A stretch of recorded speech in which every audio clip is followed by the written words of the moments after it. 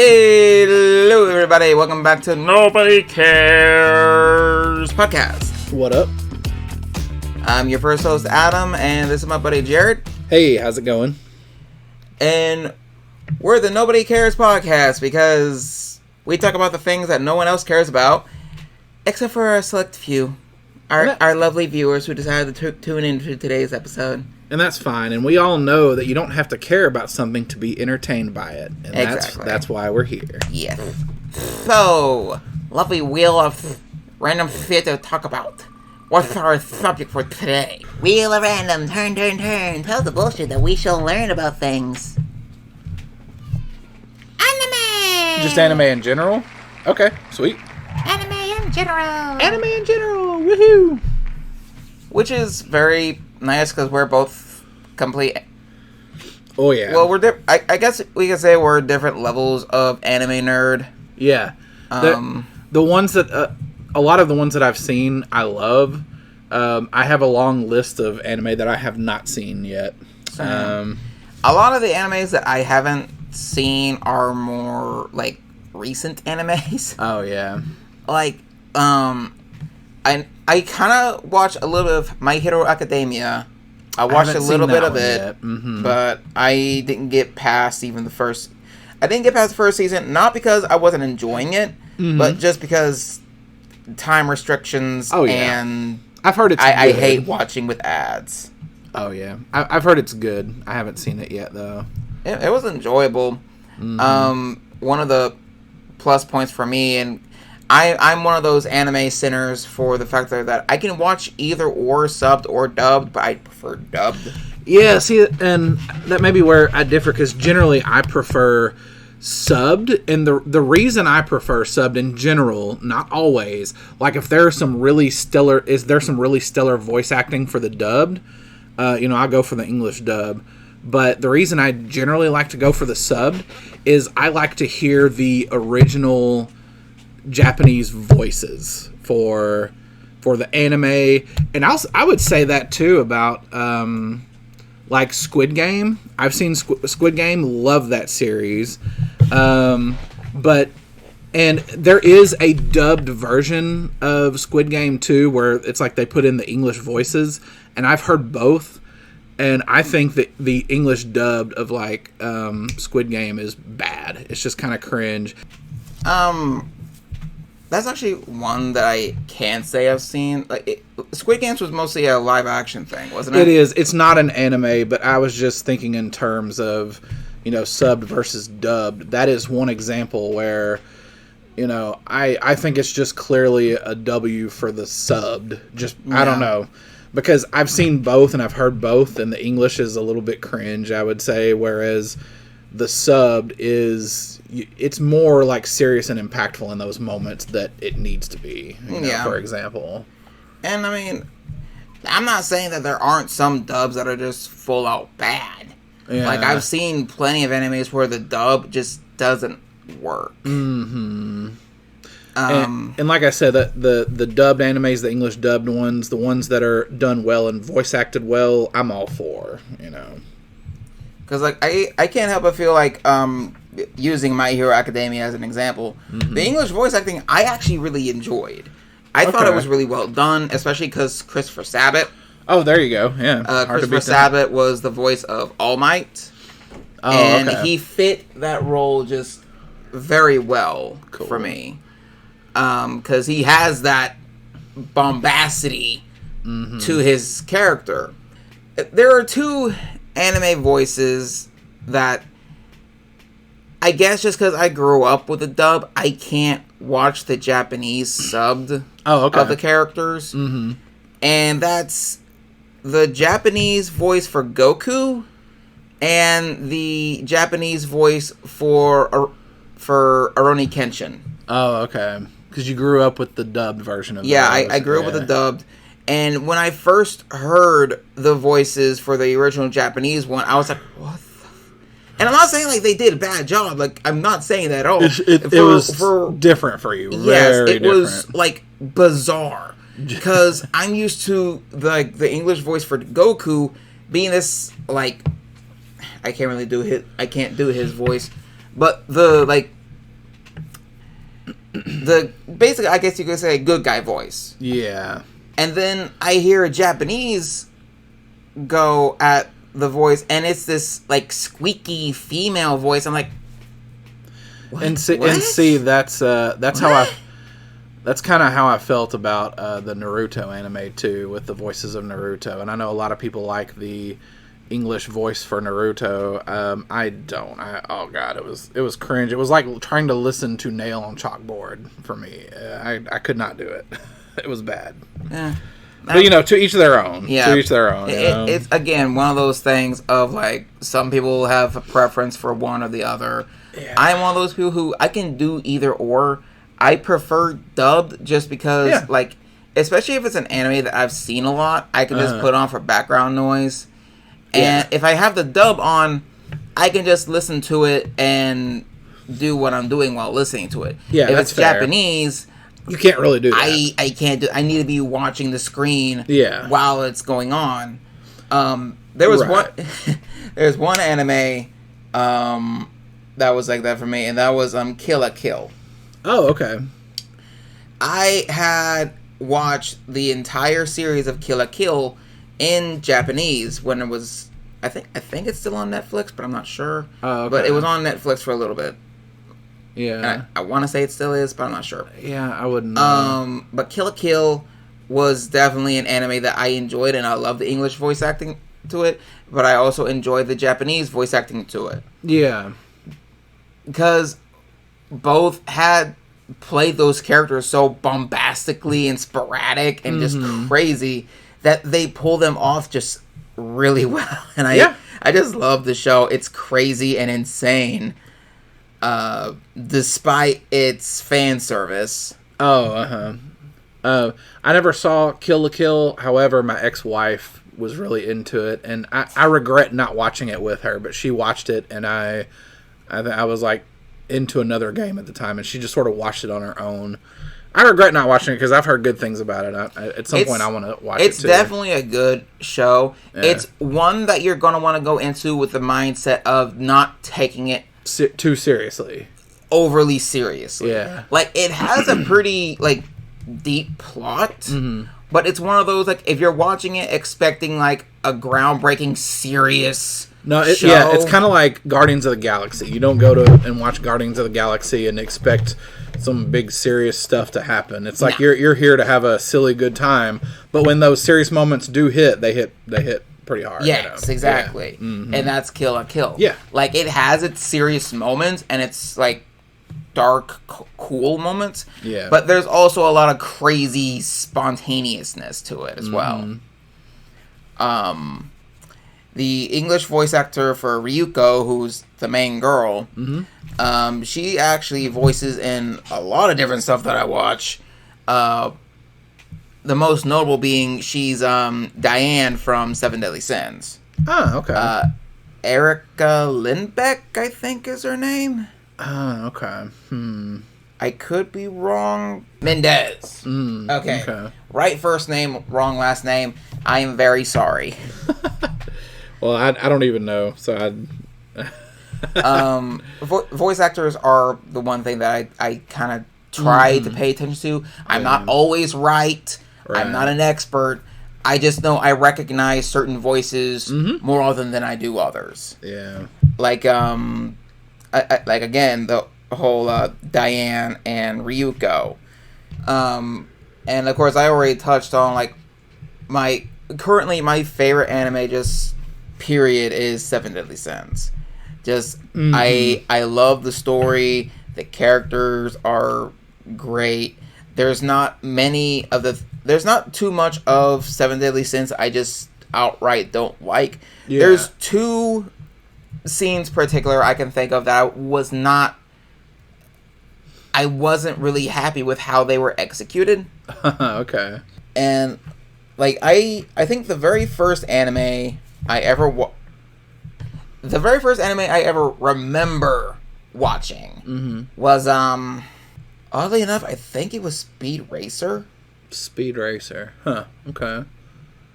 And like that was from like the olden times. days. Oh, yeah. Of anime. Like that was Back in the like that day. was some of the very first anime to come to America.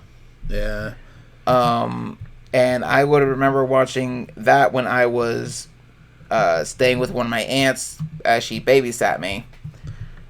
Yeah, yeah, go ahead. Of course, at that time, I didn't know what anime was. I just thought it was a cartoon.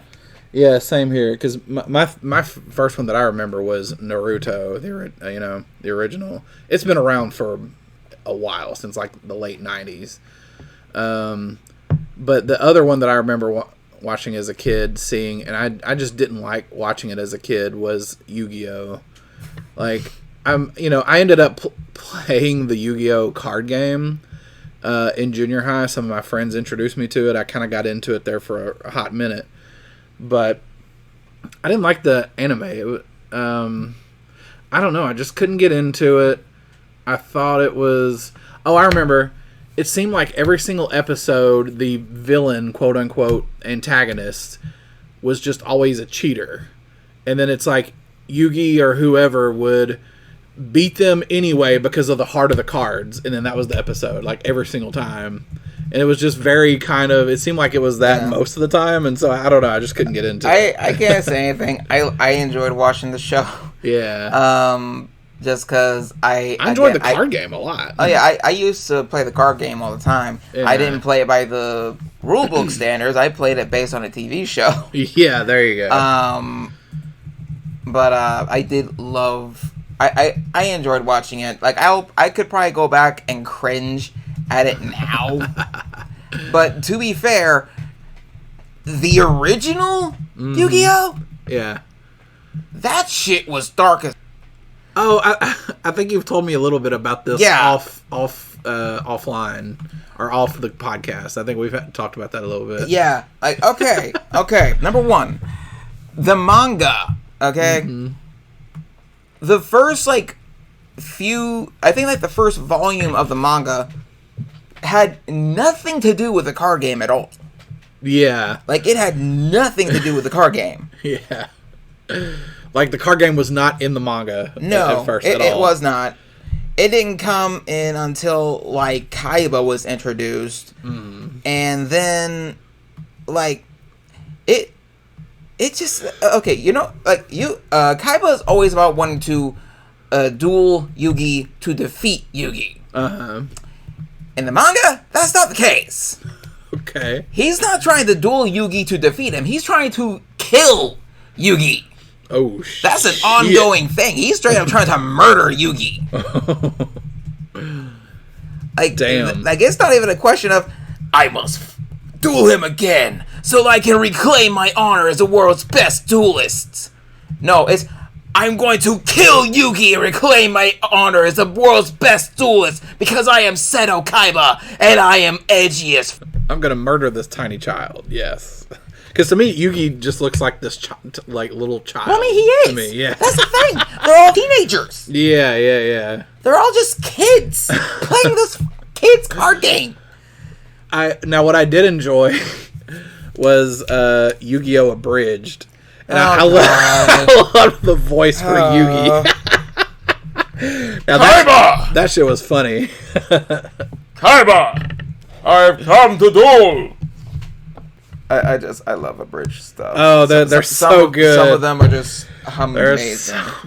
So funny. But yeah, like the original shows for Yu-Gi-Oh, even the anime, like there was this one couple of episodes where Yugi was on the Duelist Island, where Maximilian Pegasus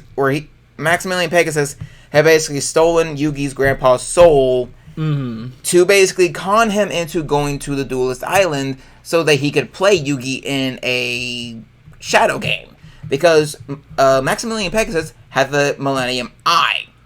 Okay. And anyone who collected all the Millennium items, like, would be granted really vast power. Like, they would be all powerful. Mm-hmm. And Yugi had the Millennium Puzzle. That was his whole shtick. Okay. That was what granted him that second, like, alter ego. The Pharaoh or whatever. Mm-hmm. And there was this one dude called I think his name was Panic. Yeah. Oh yeah. His name was Panic, and he was a executioner. Ooh. Okay. He was a dude who was hired by Pegasus to just go around and flat out take out other competitors. Oh jeez. Like he took all their little star chips that they had to get and just took them out of the game completely. Oh wow. That was his whole thing. Okay. And his whole deck featured around demons and nightmares and all this like dark and scary stuff. Yeah.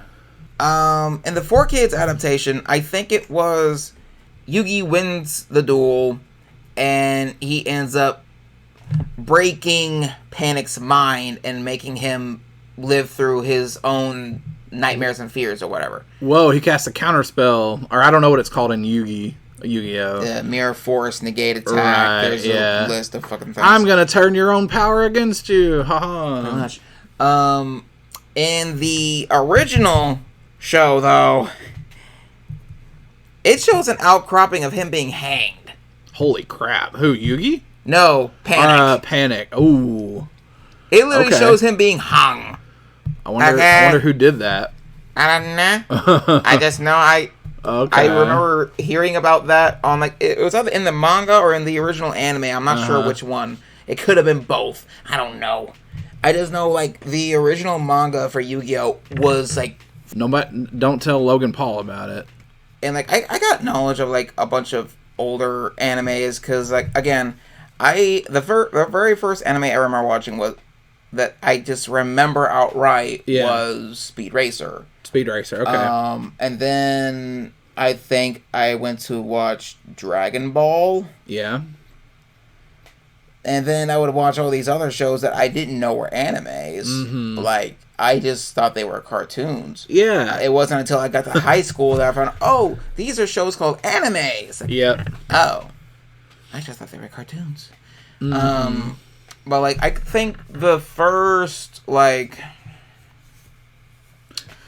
I think the very first, like... Dragon Ball Z was the very first, like, big, serious anime that you remember watching. that I watched that was on, like, normal TV. Mm-hmm.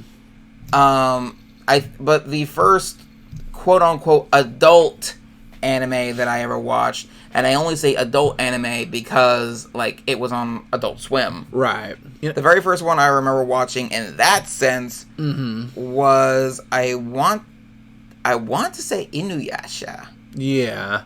That was a big one on Adult Swim, Uh-huh. was Inuyasha. And, like, the very first time I watched it, I had nightmares because Really? I have a very vivid imagination, okay?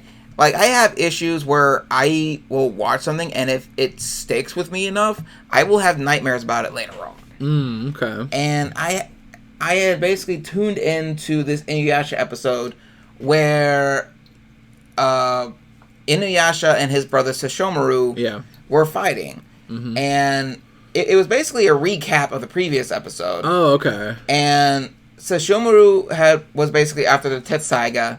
Yeah.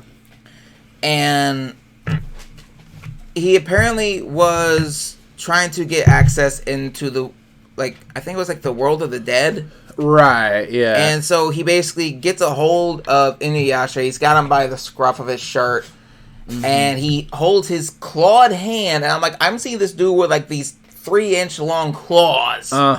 Holding his claws like right up to his brother's eyeball. Sesshomaru was such a great and villain. Pulling out this, what was called a black pearl. Yeah. That basically granted him access to the land of the dead. Yeah. And I'm just like, and like just that opening scene alone. And I was like, I'm going to bed now. That's scary. Because again, I was. You were a kid at the time. I was a kid. Like I think I might not have been any. Well, I say kid, but I was maybe like 11 or 12. Yeah. Maybe. Sesshomaru was my favorite part of that anime. I liked his character a lot more than. Oh yeah. When I went back to watch it again. Personally, yeah. When I went back to watch it again. Like, I love the show. Like, nowadays, I can go and watch Inuyasha and be entertained. And Sesshomaru, yes, he's great character. Such an amazing. He's just a great antagonist. Dick. He's a dick. Yeah, he's a dick, but he is that cool dick. Yeah. You like to watch. He is an antagonist, and I'm a sucker for a good villain. Oh God, antagonist, yes, I am. You know? Exactly. And like even the main antagonist, who is Naraku. Yes. Naraku was a manipulative son of a. Mm-hmm. And he was that dude, like, you hated him the moment he came on the screen. Yeah. But it was also a thing of you enjoyed hating him. Mm-hmm. He was one of those villains that you enjoyed watching to hate. Oh, yeah. Now, one show that I've been wanting to watch has been, they actually came out with a sequel series to Inuyasha. Oh, I didn't know that. Yeah, Yashahime. Yashahime. Is it supposed to be like him and Kagome's kid? Is that what it's supposed to be? Basically, it's like it's him and Kagome's and Sesshomaru and Rin. Yeah, Sesshomaru had some sort of like love interest or something. I can't remember. I want to. That sounds familiar. Like Sesshomaru never had a love interest, at least from my memory of the show. Right. There was a couple of times where it was sort of teased a little bit, but not really. There were people who lusted after him. Like, how could you not?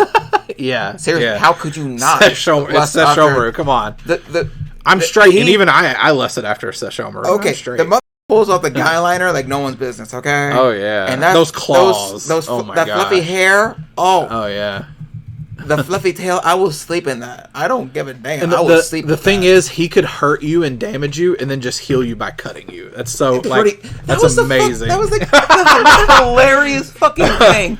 He was pissed off that he got the Tenseiga. He got the healing sword. He did. He wanted the freaking kill you sword. It's like but that was gifted to his half brother, and I'm just like, he only used the Tenseiga like a couple of times in the whole show. Yeah, like he only used it like a couple times. He's only ever used it. I can count on my hand literally how many times I've seen him use it for its intended purpose. His entire thing was he wanted the Tenseiga. Like that was his whole thing in the whole show. That was his goal. He wanted the Tenseiga, and he was straight up willing to kill Inuyasha for it too. He didn't. He didn't care about his brother. He didn't give a. He was his brother. Yeah, and to me, that's what made him a great antagonist. That's what made him a great villain. Yeah, the Yashahime was basically like it was Boruto, but just from looking at it, I would have to say it's better. Okay. Because I've already went on my tangent of why I think Boruto's bad. Yeah. Now I've not had a chance to see it. I want to. Just because the character designs just alone look very pretty. Mm-hmm. Like the animations and the character designs look very pretty. Mm-hmm. They look well done. Well done, well animated. And I just one of the plot points is that one of Sesshomaru's daughters, now daughters. He had two children. Number one. Okay. And one of them was somehow one of them got took to the modern world and was raised by Kagome's family. Okay. That's wild. She was raised by the Higurashi family, if I remember correctly. Okay. How that worked and how that happened, I have no fucking clue. Hopefully they at least explained that at some point. I can only imagine that it would be explained like the opening sequences. Yeah, I would hope so. But it was just one of those things of how and why, yeah. And like the number one thing was like, okay, so this is Inuyasha's kid, right? No, it's Sesshomaru's daughter. Wait, what? What? Yeah. And of course, there's also other classics: Yu Yu Hakusho, Full Metal Alchemist, Cowboy Bebop, Samurai Champloo, Lupin the Third. Like, there were so many animes that I remember watching from back in the day that I can talk to most of my other friends and they have no idea what I'm talking about. Yeah. Which makes me sad. It is. And you know how you made the comment earlier that we didn't really, back then as kids, we didn't know we were watching anime. This was just like a cool, cartoon or animated show that we were watching. Mm-hmm. Mm-hmm. And I realized that I've been talking the whole time about the anime and I'm not letting you say anything. Oh, it's okay. Just one that I want to touch on is Pokemon. Yep. Because, okay, the way I was introduced to Pokemon was not through the anime. It was through the original, in the United States, the original video game, which was Blue and Red, and it was on the original Game Boy. And I had one of those things. It was this big, it was supposed to be handheld, but this motherfucker was big. It was like carrying around a brick. The original Game Boy was. Oh god, yeah. But I remember I got Pokemon Blue version, and that was one of the most fun and memorable gaming experiences I ever had, because I never played anything up till that point when I was a kid. That it was so profound to me, like as an RPG, that like Pokemon was, because my parents were Christian. I didn't really get to play many games, and like for a while, my parents would like ground me just because they didn't want me playing video games too long. Like, oh, you get to play this game for 1 hour today, but you went over and you played 1 hour and 4 minutes. Now you're grounded for 2 years. Like that's pretty much the way it was. And I'll never forget, I got grounded from my Game Boy. And then one year we went camping at like Lake Ouachita, and my mom just surprised me. She's like, here's your Game Boy back. And I hadn't played it in like over a year. And it was like, that was it wasn't Christmas, but that was like better than any Christmas gift I ever got as a kid. Because it was like, oh my God, you're going to let me have this. And so I played it pretty obsessively after that. Mm-hmm. And so I got familiar with the game before I even knew that the anime existed. And then I found out that the Pokemon anime, at least in the United States, I found out about it, and I'm like, I have to watch this. I want to watch this because I've played this game. I've beaten it like twice. I have 2 separate teams. I've beaten the Elite Four twice. What is the anime like? What kind of teams do they have on there? And but I never really got to watch Pokemon as a kid. I was able to record a couple of episodes on VHS because it aired on Sundays at like 11 or 12, and I was at church. Mm-hmm. So I never actually got to see it, and I never could figure out how to like record it because my dad wouldn't teach me. So I just never got to watch it, sadly, until I was older. And the anime was fine. It was funny, but to me it was like, it wasn't really like the games at all, other than the Pokemon themselves when they were on screen and everything. Yeah. It's like, oh, I know that Pokemon, but other than that, it didn't really play like the games. I mean, yes, occasionally Ash would have a gym battle, but then he would get his ass kicked, and then it's like some gym members would be like, hey man, I feel sorry for you. You suck really badly. You want this badge? Like, that's kind of like what happened a couple of times. Yeah. And, so it was not what I expected. And what's funny is that was actually brought back up in later seasons. Yeah, I know. Like, Brock and Misty come back during the Alola arc, and they're just, oh, so you won those badges, huh? Yeah.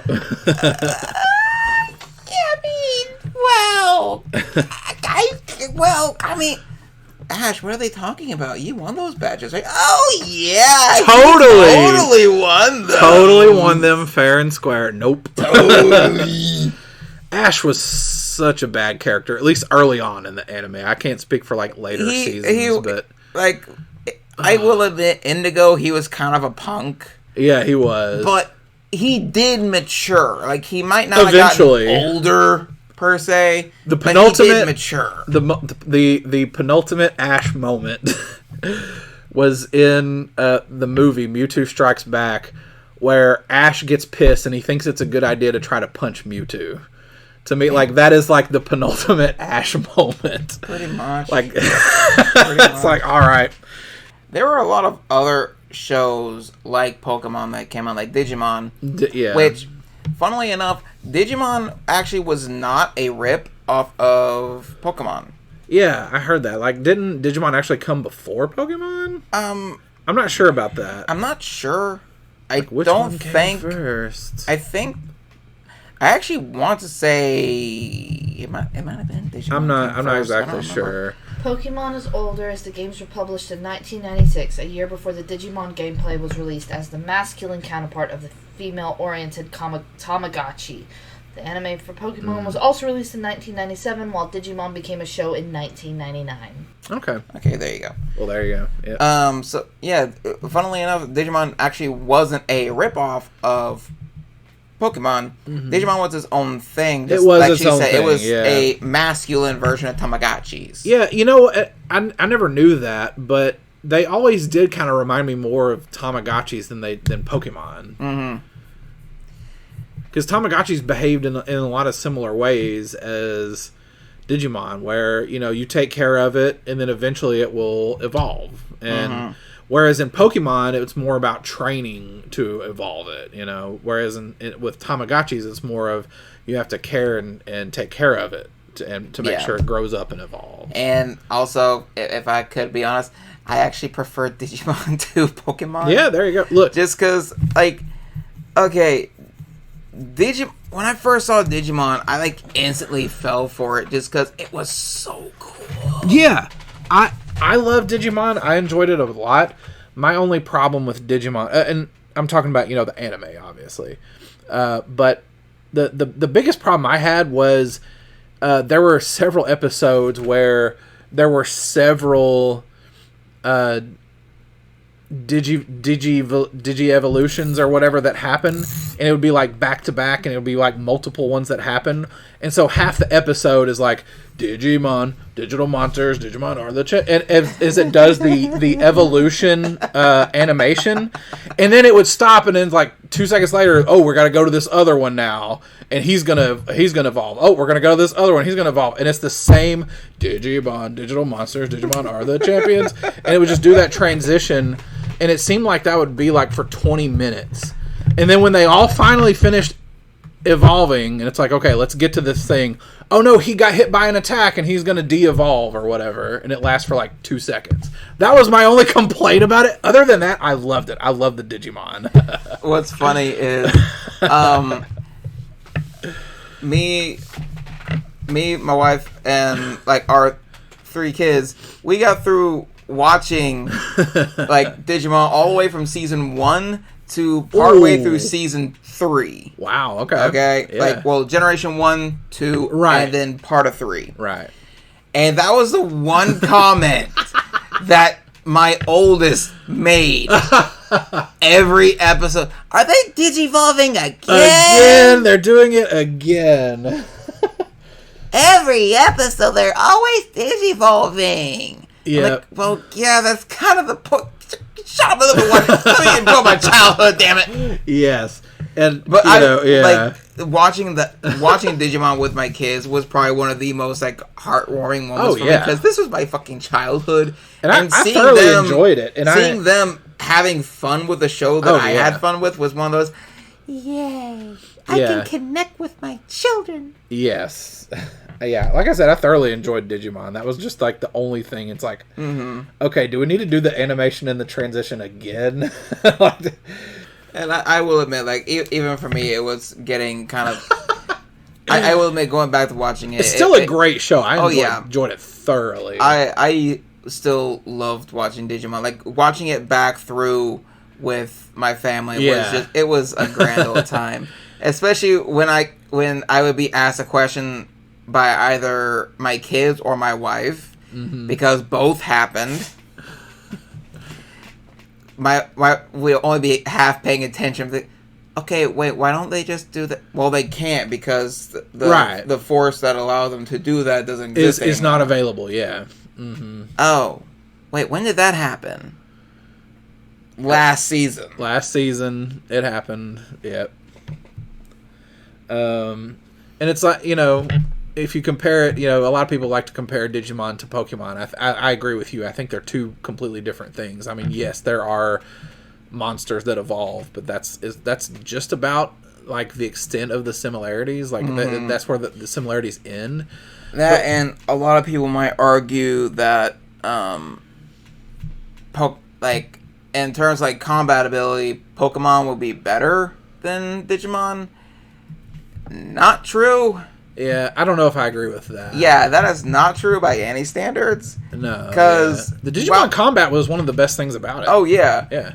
Like, Digimon powers and abilities have devastating effects. Like, now, so do Pokemon attacks. Some I'm of not them, saying yeah. that there aren't Pokemon attacks that could basically ruin the planet. But Digimon have that same capability, and they can use it unlimitedly almost. Yeah, they just do it all the time. They're not limited to 4 moves, because that was a stipulation from the games. Is in the games, each Pokemon only knew 4 moves originally, and so in the anime they kind of stuck to that a little bit loosely, where it's like so and so use headbutt or use this move, or Meowth use scratch, meow. Those are just the moves that it knows. Yeah. One of the things that I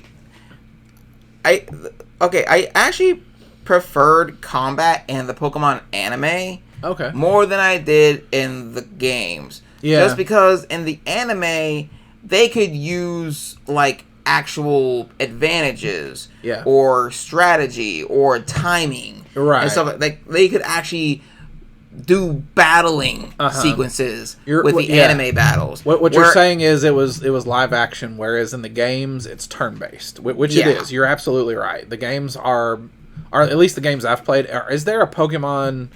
Not they're all game? turn based. Yeah, that's what I thought. They're all turn based. I'm pretty sure all the main title Pokemon games are strictly turn based. Yeah. Which means the strategy in the games is more of like, which moves do I use and which, what is this Pokemon's strengths and weaknesses and which move should I use. That's about the extent of the strategy in the games. Pretty much. Whereas like what you're saying in the anime, you could treat it more as a live action thing, because that's what it was in the anime. Like, things are happening in real time.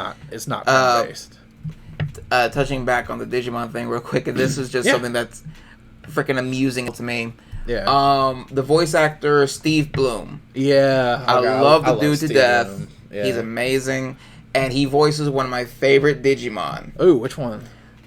He voices 2 known characters that I can think of in Generation 3.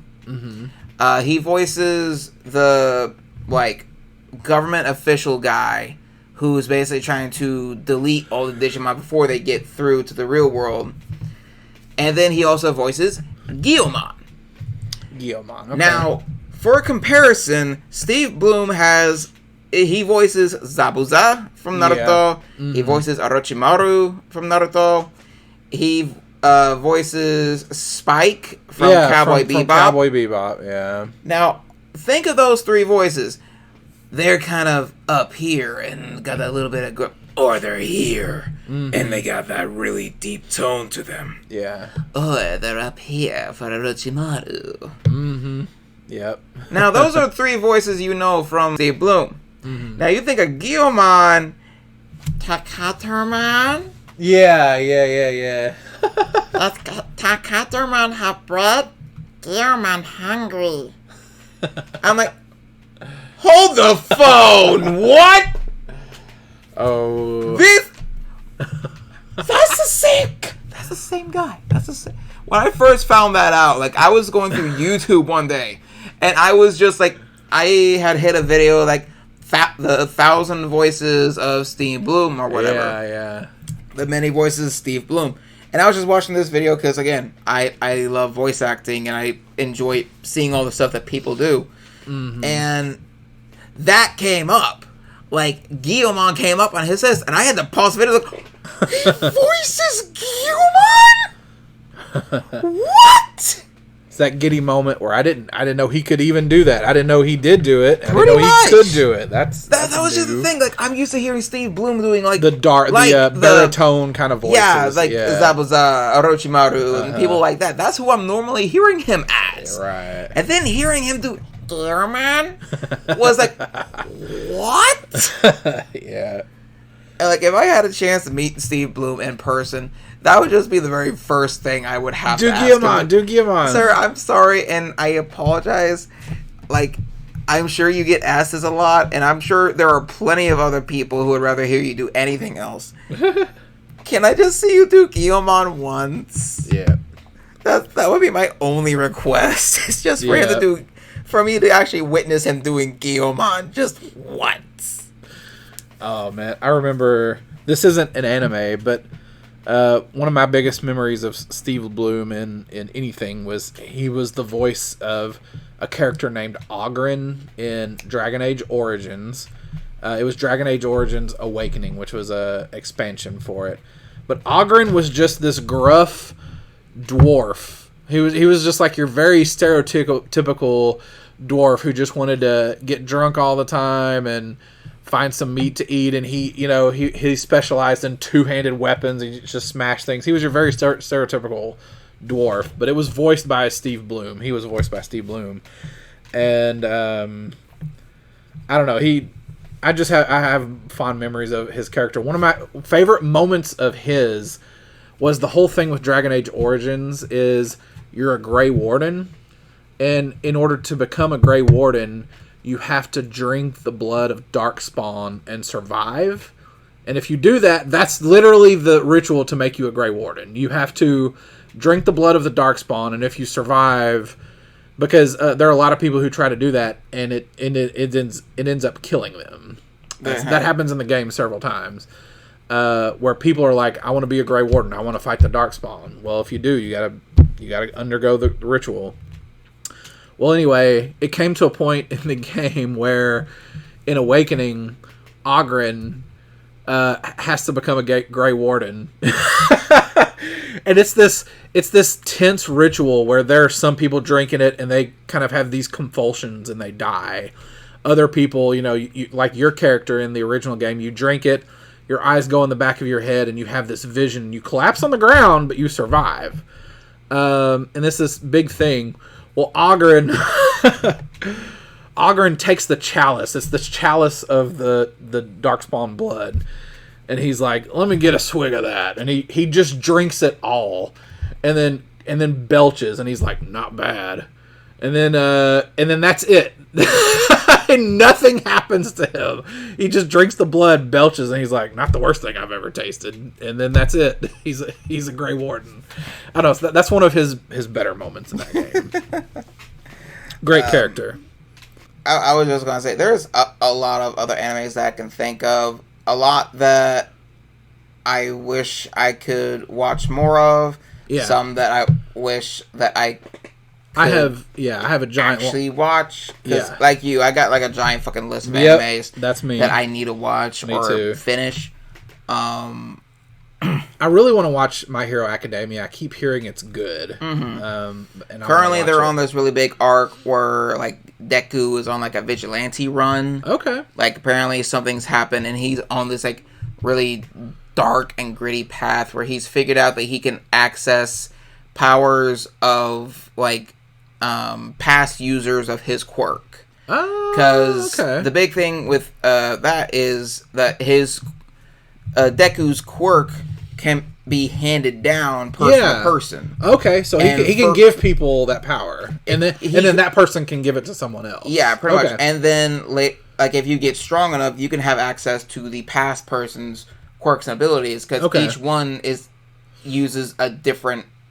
has a different ability. That's pretty cool. Like for Deku and All Might, they have like the enhanced like super strength. Can I ask, do you know, can that power be like taken or stolen by someone else, or does it have to be given? Do you know? I think it has to be willingly given. Okay. By the giver. Yeah, I believe. Gotcha. Like there's a alternate version of it which I think can be just taken. Okay. But I am not 100% sure. Like, I can't wait to watch it. His ability is called One for All. Yeah. And then I think there's like a reverse of it called All for One. Ooh, that's kind of spicy. And almost like a Three Musketeers reference. I don't know if that's what they were going for, but pretty interesting. Yeah. Like the part that really finally made me kind of sit down and watch it was like hearing the offhand knowledge that Deku had to eat a piece of All Might's hair. Like he literally All Might picked a piece of his hair out, gave it to Deku. It was like, if you eat this hair, you'll inherit all my powers. Wow. And of course Deku does it without a second thought. Yes, please. Om nom nom. Ooh, I love hair. Yep. Like that was kind of weird. Wait, that's bizarre. a thing? Is that actually a thing? And then I watched it like that's a thing. Okay. That's wild. Cool. All right. Yeah. That's great. But yeah, there's that. There's Demon Slayer that we're watching right now that I've been greatly enjoying. I love the animation in Demon Slayer. It has great, yes, it's so great animation. It's so for pretty. sure. Yeah. And of course, there's other. I've tried to watch Attack on Titan. I just can't really get into it. Yeah, you have to be in the right personally. mood, and you have to be interested in. Oh my gosh, there's this insurmountable problem that humanity's dealing with. Are they going to be able to deal with it? And then dealing with the important characters dying and stuff. Like if you can deal with that, it's really good. I think like my favorite thing about the Attack on Titan are the twists that happen in the anime. Like there's a lot of. I've only seen I think like the first 1 or 2 seasons. Yeah, I've seen the first 2 seasons, and I want to finish it. But just the twists that happen are. Like I didn't see them coming. It was really good. Like there are so many animes, and there are even animes that I haven't seen yet that I've only like seen clips of. That like there's one new one that's out that I really want to see, and that's Spy Family. Okay, I haven't heard of that one. It seems like a really interesting one. Like I don't quite know the premise, but like it's literally just this family who is like undercover as a family, but like the dad is this like super spy. Ooh, okay. The mom character is this like supreme all-time assassin. Ooh, okay. That is like the world's greatest assassin. Okay. And then the little girl, as far as I know, there's nothing really dark and well, I say nothing dark. There's nothing like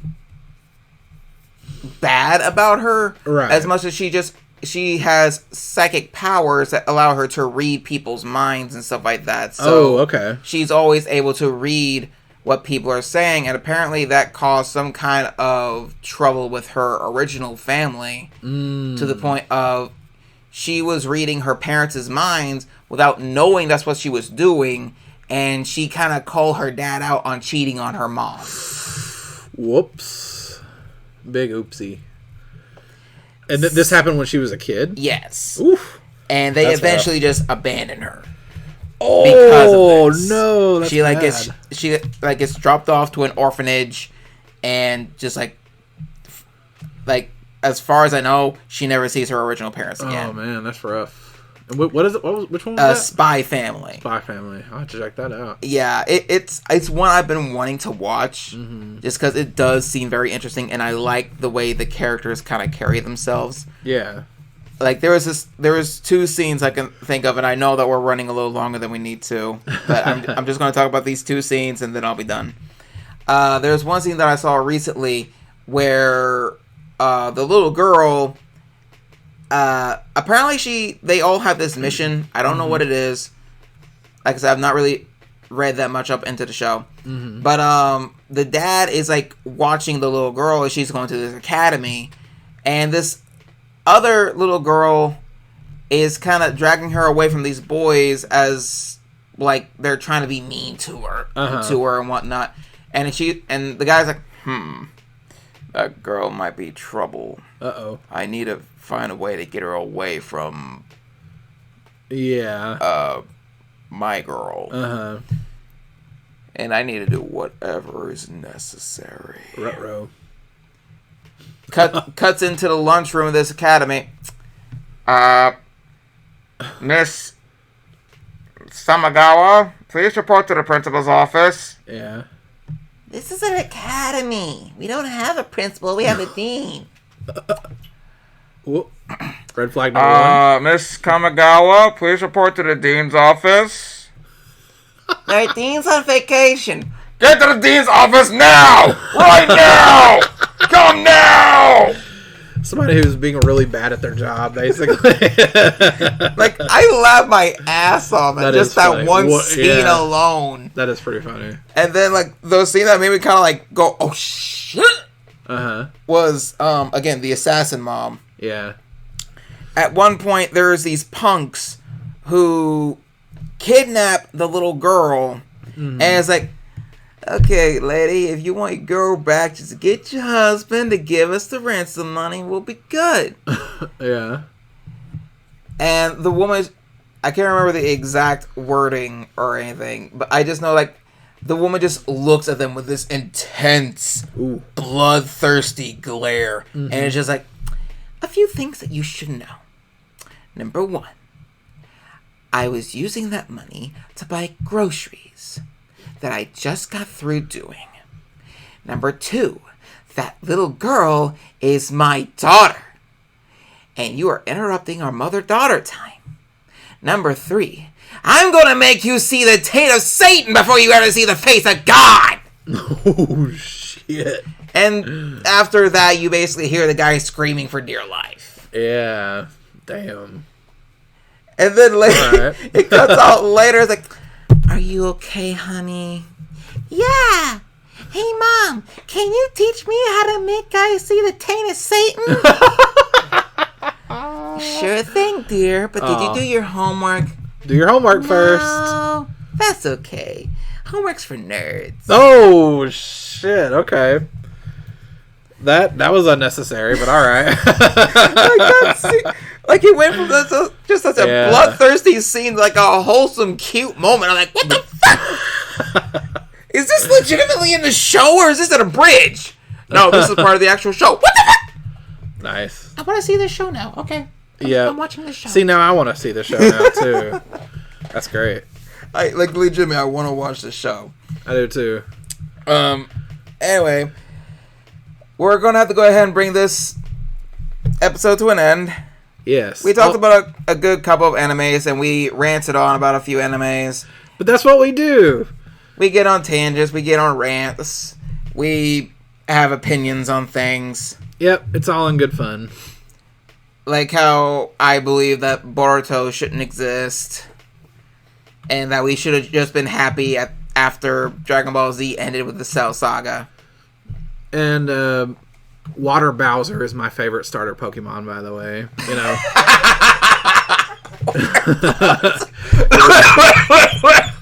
Sorry, everybody. I think I just killed our host. I never mentioned that, but I have now. Oh, God. We talk about random shit. You Oh, know, my it's fun. God. I wasn't prepared for that. Water Bowser.